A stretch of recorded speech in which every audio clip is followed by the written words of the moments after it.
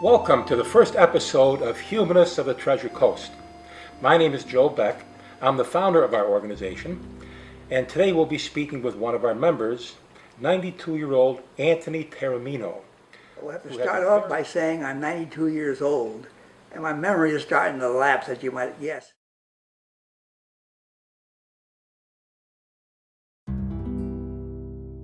But I was born in 1921 in Brooklyn, New York.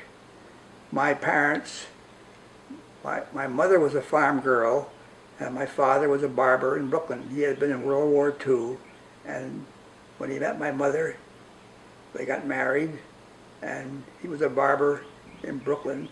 And then they took me to various places I was growing up. One was Prospect Park. Now, Prospect Park had lots of animals, and I soon became very enamored with animals. My mother's family owned a farm in upstate New York near Albany, a place called Claverack. And every summer we would go up to Claverack to stay at our mother's farm. And there they had a fruit and dairy, many animals, of course, cows, horses, pigs, chickens, pigeons. So I soon became very familiar with what it took to take care of animals. And I could tell people the main thing about taking care of animals, they have two ends. The front end you got to feed, and the back end you got to clean up. And it was always something to do, and it was a very interesting life, and I loved the fact going back to the farm.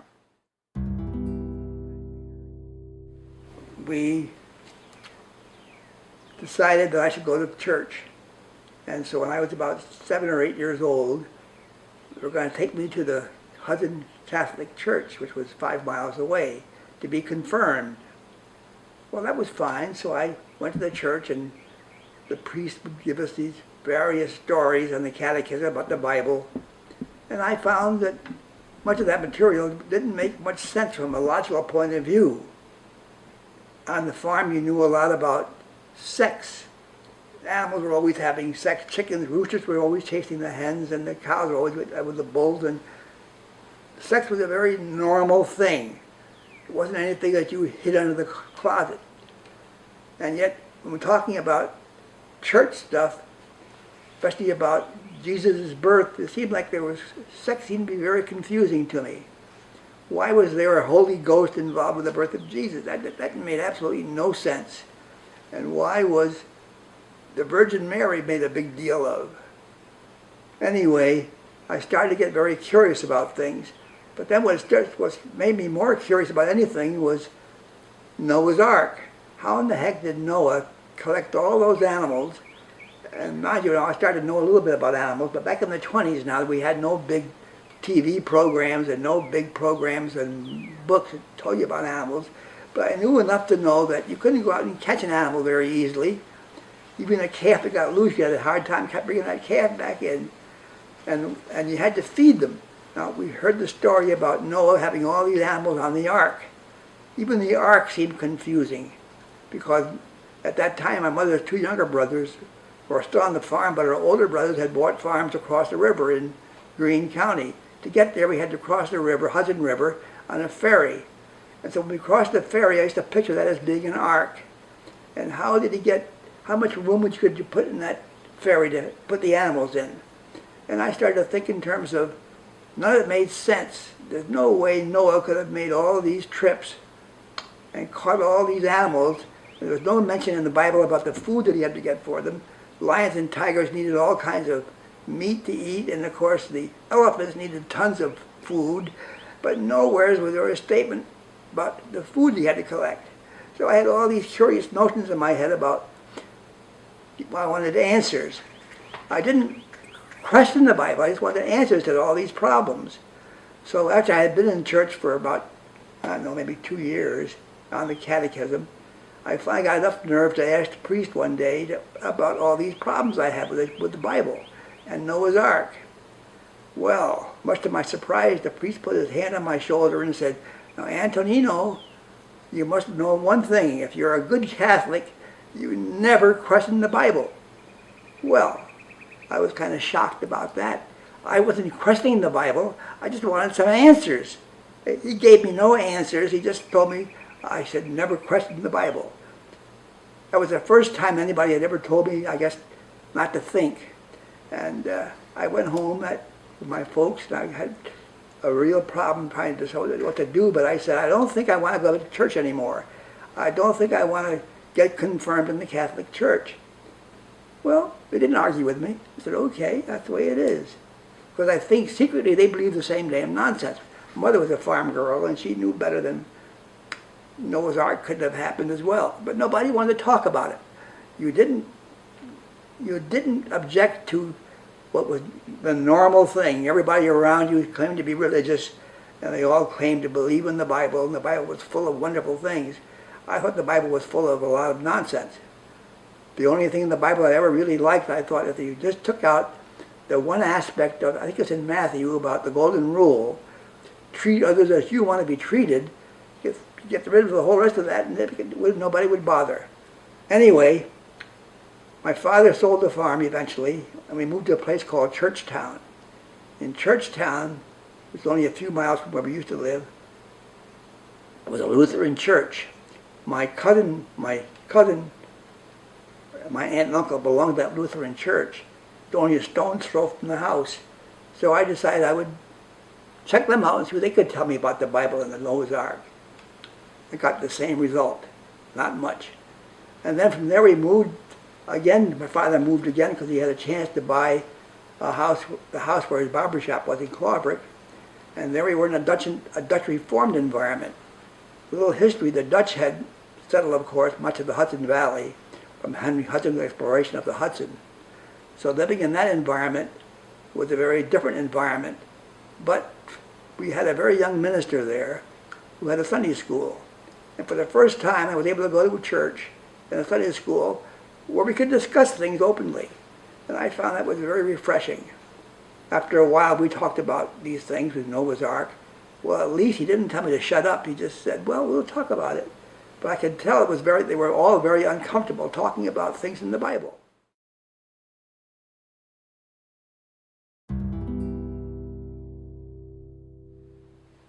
Well, from there, I guess I could say that I became very skeptical about things. Eventually, I went to college at Syracuse University at the College of Forestry. And I'm going to change the scene a little bit there. But going to class one day, I met a girl who I liked very much. And we would happen to be going to class at about the same time twice a week. And after a while, I asked her for a date, and we started a date.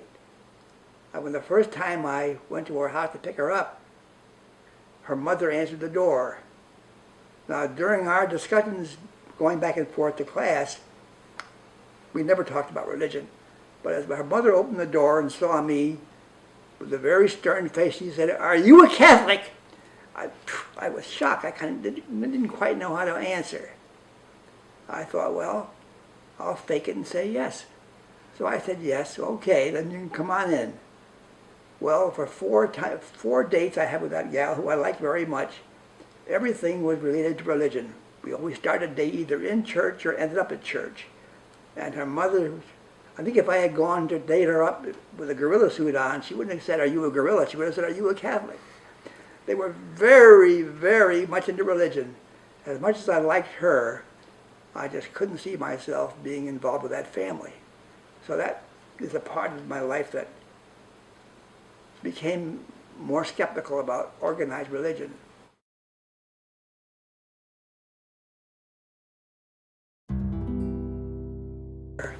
The war came on in 1940 or so, and then I got in the Army for 3 years. And to keep on that same theme, one of the girls I met from Fort Benning, we used to go to Atlanta occasionally, I got to like this girl very much. And in fact, she became my girl all through the war. When I went overseas, I kept in touch with her for all a year and a half. That sent her all kinds of stuff, and we always had a very good correspondence back and forth. When I came home finally at the end of the war, I had to restart school again to finish up. I hadn't finished the first time. I hitchhiked from New York to Atlanta. In those days, if you had a uniform on and hitchhiked, you get a ride just like that. had no problem getting to Atlanta. I was looking forward to seeing her. I get to the door, and her aunt answered the door. Her name was Louise, my girlfriend. And we had been corresponding for a year and a half, and I had dated her quite a bit before we left. We had never discussed religion, but she knew I probably had some thoughts in my mind. The first thing she says to me is, this is the aunt, "Now, I want you to know right now that if her name was Louise, if Louise marries you, she's on her own. But if she marries this nice Jewish boy I want her to marry, I'll give her a big wedding." Well, we had never talked religion. I had never talked with her about anything other than how well we got along. That was another double shock. And here organized religion came into my life in a negative way. Anyway, I went back, I left her there, and we never got together. I didn't have any money anyway. I had no car, I had no job. I couldn't have married even if I wanted to, although I think she wanted to get married right then. So those two factors were involved with me.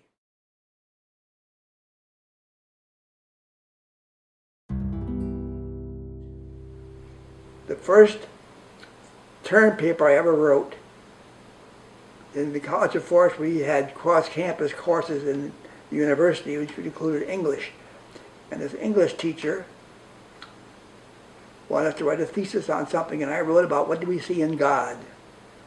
Because I was getting very skeptical about what God was. And I had 10 friends who I said, "Now, do you believe in God?" Of course, they all said yes. Everybody had to say yes in those days. Nobody wanted to say you were an atheist because that would make you be esteemed evil. And I was amazed I got 10 different answers. Every answer was different from the other guy's answer. We all say we believe in the same God, but when you ask a person what do they believe in God, you get a very different answer. Everything from God is love, and God is everywhere, and God is this, and God is that. So I gave my prof this thesis, and he took time to call me in and go over it with me, and he liked what I wrote, and he said to me, "Now, I'm glad you're a skeptic." He said, "Because you go through life, you should be a skeptic and watch out what people say, what they do." I was the first person who ever told me he was glad I was a skeptic, and I like that. In the meantime, I was becoming more and more skeptical, but I was also becoming more and more tolerant. And as people became involved with all kinds of things in the war, I became very disillusioned with organized religion and felt that it was more harmful than good for most people. To summarize very quickly, I moved to Long Island after I got back, and on Long Island I met a man named Robert Cushman Murphy. And Bob was a very well-known environmentalist, and we became good friends, and he happened to be a Unitarian. And I thought, now that makes pretty good sense. A Unitarian might not be too bad. They don't get too hung up on all kinds of stuff. And I became a member of the Church of the Larger Fellowship. And stayed with that pretty much. Gave up on other religions. Although the girl I married, another Louise, who was a Dutch reformer from Claverick, we got along very well because we didn't make religion a very important part of our life. In Bob Murphy, we found that the important thing was the environment and taking care of people and make sure you took care of the environment. And then a couple of years back, I met a guy named JoeBeck, because I saw something he had written in the paper, and then I talked to him about secular humanism. I thought, well, now that makes a lot of sense. That's about where I am, and I have now joined secular humanists and find I'm very comfortable with it. And that's where I am today, here talking with Joe about secular humanism and my long journey taking care of our own social needs. And of course, we talk about getting out of the closet with gays and lesbians these days, but we atheists also have to get out of the closet. And I like the fact that we're now talking more and more about we can get along with society by claiming that we are an atheist. But all through my life, I've always had to say I was a Catholic, because it was easier saying you were a Catholic to say you were an atheist, even though you had to belong to something or you were regarded as an evil person. And that's where we are today.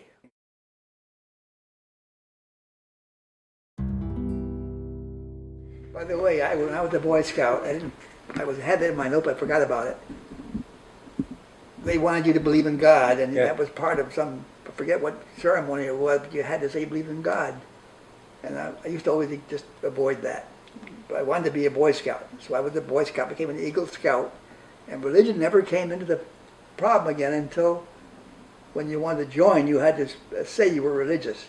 But once you were in the Scouts, then nobody mentioned that anymore. I thought was good. But now, of course, it's back on the burner again.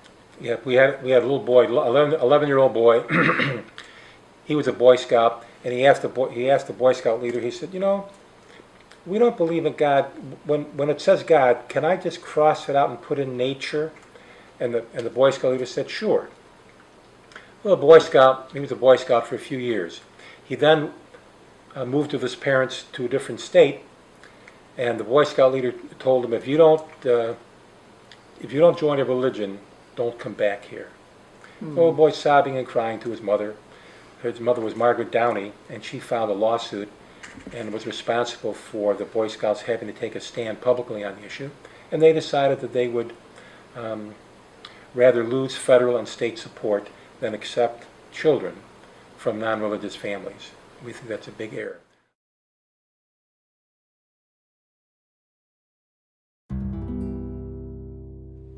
Anthony, I wonder, we've always heard that there are no atheists in foxholes.